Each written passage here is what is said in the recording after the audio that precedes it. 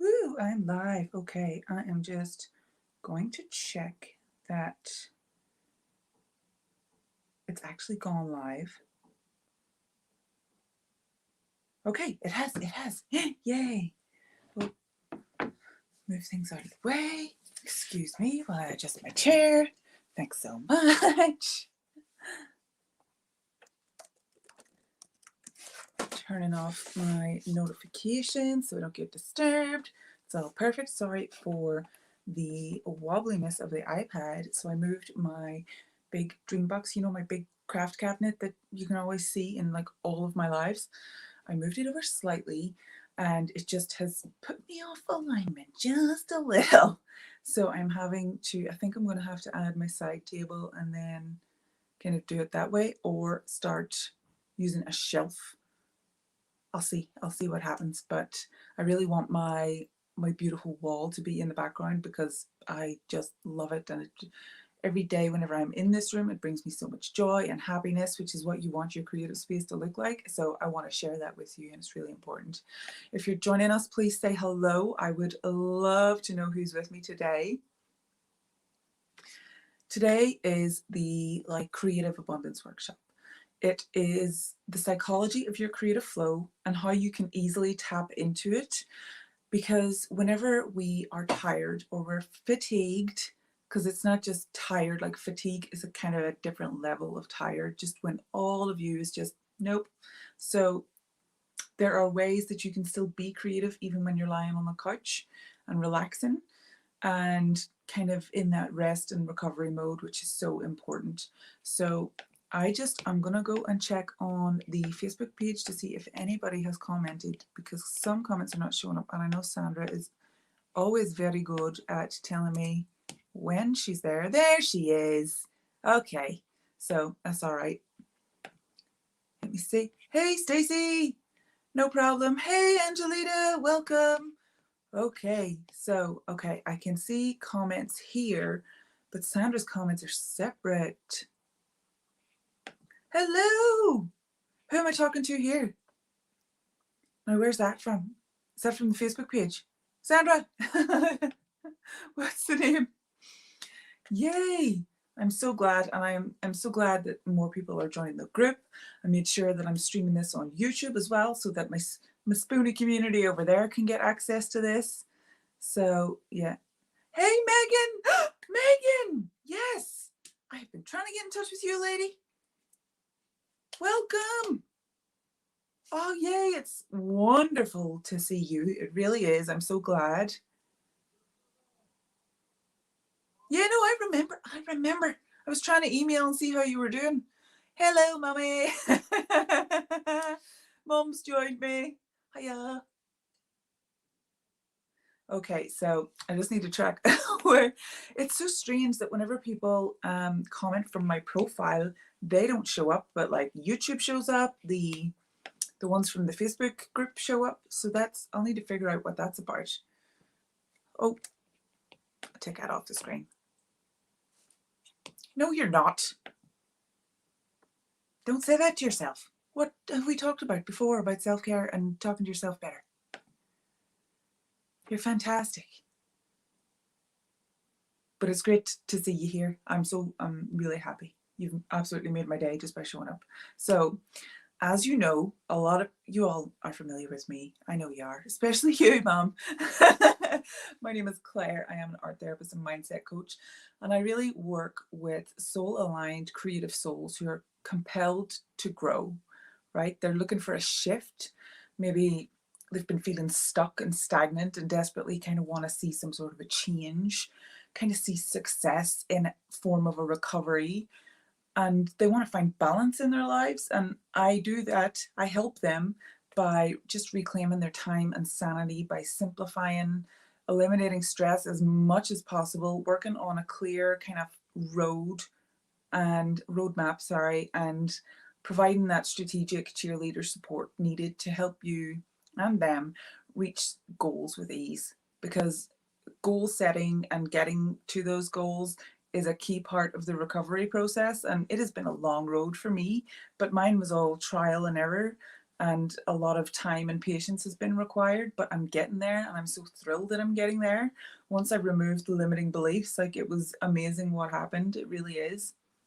And even was it Mum said that my dad said a couple of weeks ago that I've really turned the corner, and I'm really happy with my progress. So if you watch this video and decide that you would be interested in learning more about how we can realign you with your values and your goals and just a joyful, creative life, right? That's what you want, and find a path to recovery through the 8-week Dare with Claire program, I would be thrilled to connect with you on a free 15-minute call. Just visit clairedb.com/book to book that call. We can talk about coaching, we can talk about art therapy, whatever stage you're at in the recovery process, we can go through that and see how we can move forward, because you deserve that kind of happiness.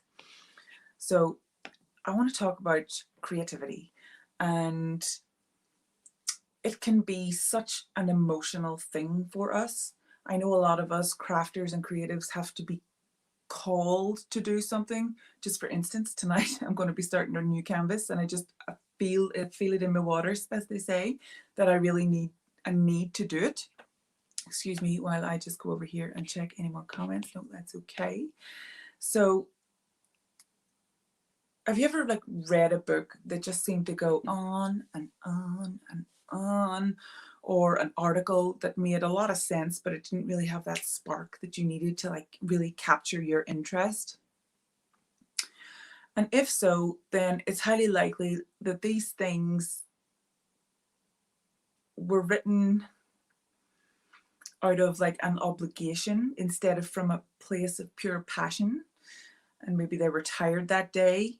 And I can relate to that. I often write things when I'm tired and then just completely scrap them whenever I read them again when I'm more energetic. I'm like, no, this made no sense. I should have just rested. And there's a chance that they also didn't care deeply about what they were writing about. In either case, the fact is that they weren't in a creative zone that would help them produce their best possible work. And it always shows, always shows. And a lot of people believe that achieving their goals in life has to be a strict and schedule-based kind of a regimented situation. But actually putting those kind of rigid guidelines on creativity can stifle the creative process rather than help it.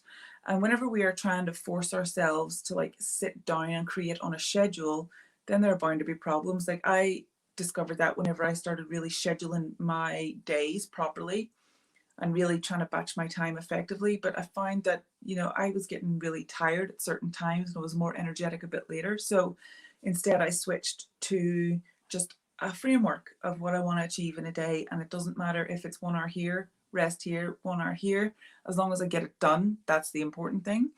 And when we're trying to force ourselves, it really can make it all a lot less enjoyable, which makes our brain remember that, oh yeah, we don't really like doing this, so let's just not do it again. And if that involves painting or drawing or something that used to bring you joy, then that's going to become a subconscious block and you're going to stop creating. And the Greeks used this idea of a muse, this, existing because they believed that creativity was something that came from outside the self, that it visited us whenever it wanted to, not whenever we wanted it to. And whether you believe in a muse or not, the fact of the matter is sometimes that the inspiration to create simply isn't there. And it can be challenging, and it can be really discouraging as well, especially if you're sick and if you're tired. And if you can relate to any of those things, please let me know.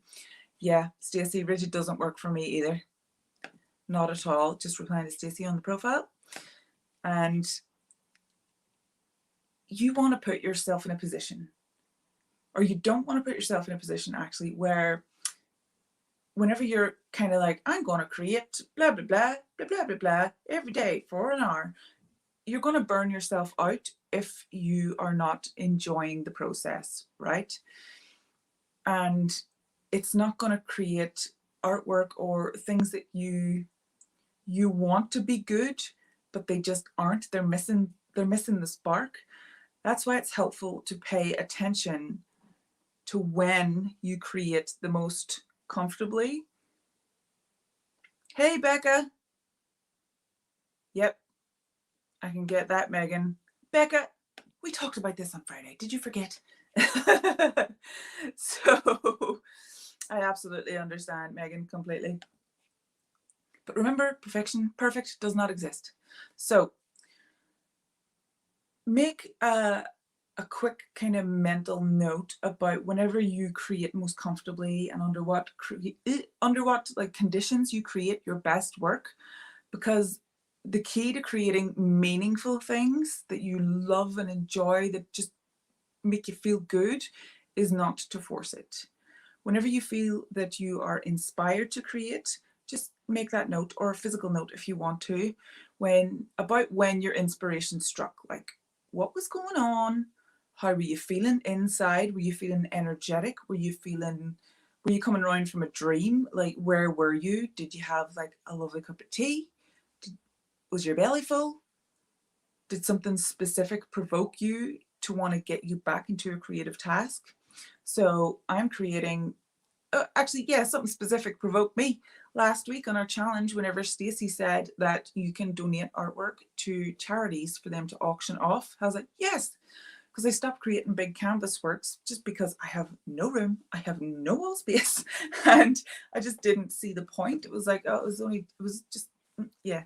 And I don't need to hold on to things whenever I create them. So this option was great for me. And then I just got a spark of imagination last night and I was like, yes, tomorrow I'll start my canvas. So it's important to kind of note these times, and then you can recreate them, and just being open to those times. And once you understand the most favorable conditions for your creative workflow, then it is only a matter of time before you will be able to access that muse at any time.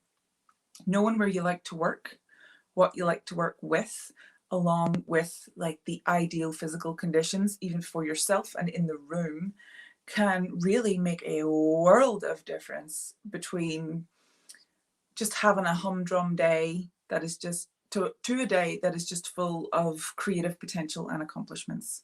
And your muse can strike at any given moment. It is absolutely true. But she's more likely to visit with somebody who knows exactly how to accommodate her and cultivate that relationship. And whenever you start to create from that place, then that registers in your subconscious that, okay, she loves this. We're going to do more of this. We're going to make sure to do more of this. And it really can develop into a beautiful creative habit, which, as you know, if you've been attending my sessions, is wonderful for your mental health. Understanding your creative workflow can help you achieve things that you may have only dreamt of before, right? You can absolutely create big works of art. You can absolutely fill an art journal quickly. You can absolutely finish that project that you've been putting off for donkeys. You can do all of these things whenever you are living from a place of creative, confident abundance. And now I'm going to talk about confidence. Creative confidence, and I know that pretty much all of you have heard this before. Oh, look at me, sorry, lying back. I'm like Rudy Giuliani's son giving off during the week. Sorry, no politics. Okay. Perfectionism does not exist. And whenever we are down on ourselves, we are down on our creative abilities, it usually comes from either a limiting belief that maybe developed early on in life, but really at any time. Whenever you compared yourself to somebody else, it doesn't even have to have been someone else comparing you. It was, you could have done the comparison. And I'll give an example. So in school, my mom might remember, Becca, my mom's here, by the way, she's on YouTube's. In school, I loved art, but the teacher in school really focused, there was like 30 girls in the class, so she kind of focused on the ones who had the most natural talent and were kind of further ahead artistically. And my best friend at the time, she was great at art, and she had all this time with the teacher and she was doing great projects and everything, and I was kind of left behind. And I took that as, I'm no good at art, I need to stop doing that. That is whenever I just stopped crafting. I stopped making art. I thought, instead of thinking, oh, I enjoy this, it doesn't matter what it looks like for me, this is my thing that makes me feel good, I compared myself on a false belief. And we can do that. Aha, Mum. Becca says hello, Claire's mum, and mumbles. Mum, Becca is the lady who needle felted me the zebra. Please excuse me, everybody else.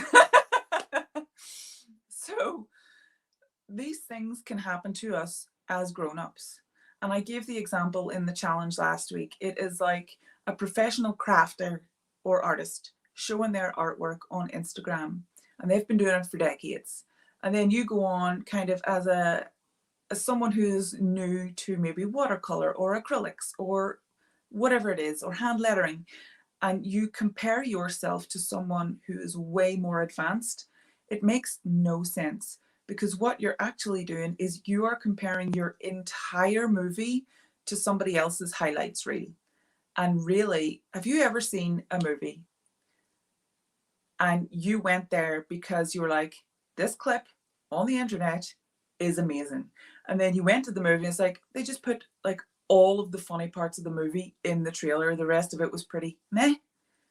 That's what it's like whenever you compare yourself to somebody else on the internet. There you go. Oh my God. Having a cross conversation between the Facebook group and YouTube. Becca mumbles is outside in the sunshine. That's what she does in the summertime. Everybody else, Mumbles is my very beautiful long-haired cat who snores like an absolute old man or a tractor. There's audio of her in the Facebook group and everything. Just, she's so funny. She's so beautiful. But anyway, it really doesn't make any sense. And if you are guilty of comparing yourself to others, I need you to know you're not alone. I'm still doing it. I was doing it recently as a business owner, and then I caught myself on. It's like, no, you can't. No, these women have been doing it far longer than you. And yeah, Becca's heard the audio. For a beautiful girl, her snoring is insane. It's because she's just got the wee short nose, so she's got really bad sinuses. It's so funny if you're watching TV and she's behind the curtain, but you don't know she's there until she does like a big, massive kind of, oh, Jesus. She's so cute. Anyway, I really want to know if any of these perspectives have helped you to kind of realize like, yeah, I need to stop comparing myself to strangers on the internet. It is so important. It might even need to be something that you write down on a postcard so that you see it every day, so that you're like, yeah, I will stop comparing myself to strangers on the internet, because that is going to be something that is great for your mental health. Once you start not giving two flying flips about what other people are doing or thinking, it becomes much easier to narrow your focus on your own creative abilities, and it just makes the whole process more enjoyable. And I want you to know that you absolutely, even if you do not feel it right now, have the capacity to step into your power so that you can harness your powerful creative capabilities. That's a brilliant start, Becca. A fantastic start. It really is. Because I'm still having to do it. It doesn't happen as often now because I've been, what is it, like since 2014 is whenever I started my reminders. So that was the first time in a good while, a couple of weeks ago, where I had to, and it was only because I was trying new strategies that I was unsure of. It's usually when we're unsure or we're fearful or we're feeling doubt that we are more prone to doing these comparisons. But it's so important not to do that. I shared this story before. I remember a friend was comparing her life to girls that she went to school with because of what they were sharing on Facebook, and like their happy marriages and their lovely kids and all that. And I had to turn around and say, like, do you know what I don't do as soon as I have a fight with my husband? Blast it on Facebook. Nobody's sharing that stuff. So I can guarantee you that artists and crafters out there have had umpteen, like hundreds of failures. I am constantly gluing my fingers together. I am constantly doing stupid stuff, stupid mistakes. I end up like painting over things like a million times, but I don't mind those mistakes anymore, and I haven't for a long time because they're a part of the process. And those are kind of whenever you learn the biggest lessons that you rarely forget. It's whenever you make mistakes. Oh, that is brilliant news. That is brilliant news, Megan. But even non-established creatives, because you don't know like their backgrounds, like even someone who has, oh, I have absolutely glued my hand to a table, and I know you stabbed yourself in the eye with a weeding tool. So like these things happen, and I want to say that I'm a klutz, but that's kind of I am clumsy, but it's because of my conditions, like my joints and things. And like my mom will tell you, Mom, do you remember that I was trying to like do something crafty with a plant pot, and I was using a scalpel, and I like went to like force the bottom of the plant pot, and I just went pichoo, opened my finger, and like, how many times did I faint, Mum? Like 3 times. I was like 3 times. I remember being out cold in the bathroom, then out cold by the washing machine. And then that wasn't even the first time that that kind of an injury happened. I ended up having to get stitches the next time, and that was with a bread knife from cutting a flipping bagel. So please know that like even established crafters are idiots sometimes. It's just not something you always necessarily want to blast to the world. But I want you to know that you can simplify the strategies you are using for managing your energy, for managing your time. There's an energy diary in the Facebook group with like a quick guide on how to use it. I want you to be able to set kind of goals, like scary goals in your life, like recovery goals in your life, and actually achieve them, because you can. And with all of those things, with being able to manage your time and energy, those non-renewable resources, you're going to be able to enjoy life a lot more and savor it for everything that it is. And if you are ready to step into that ease, that creative flow of abundant joy, you can DM me on Facebook or book a free 15-minute call through clairedb.com/book, because I promise you, you are so capable of that calm, happy life that you have been dreaming of. And I get it. Like the fatigue struggle is real. The brain fog is real. And I promise you, if I can run a business, which I've been doing since 2016, with all that going on, you have got the power to get you through to the other side of whatever it is that has got you feeling stuck right now. Okay, you really do. And I absolutely cannot wait to connect with you. I have taken up loads of your time already, and I want to say thank you so much for joining me today. I really appreciate it. Thanks, Mum, for joining. It's lovely to have you live. Maybe you can come to Friday's live and keep in touch. We're always talking about mumbles. Always. And thank you so much, Megan. I am truly thrilled. Megan, get inside the Facebook group. The link is on my profile in the info bit. And I will see if I can invite you, even if you're on there, because I'm so pleased to see you. So pleased. So I hope you have a lovely evening, a lovely rest of the day. Thank you so much, Stacey. Oh, I wish I could share this. For some reason, I'm able to share it. Stacey said, I learned so much from our 15-minute call. Yes. Yeah, all the scars are part of it, Stacey. That's right. All of those burns, all those scars. So thank you so much again, and have a lovely evening, guys. Bye. See you on Friday.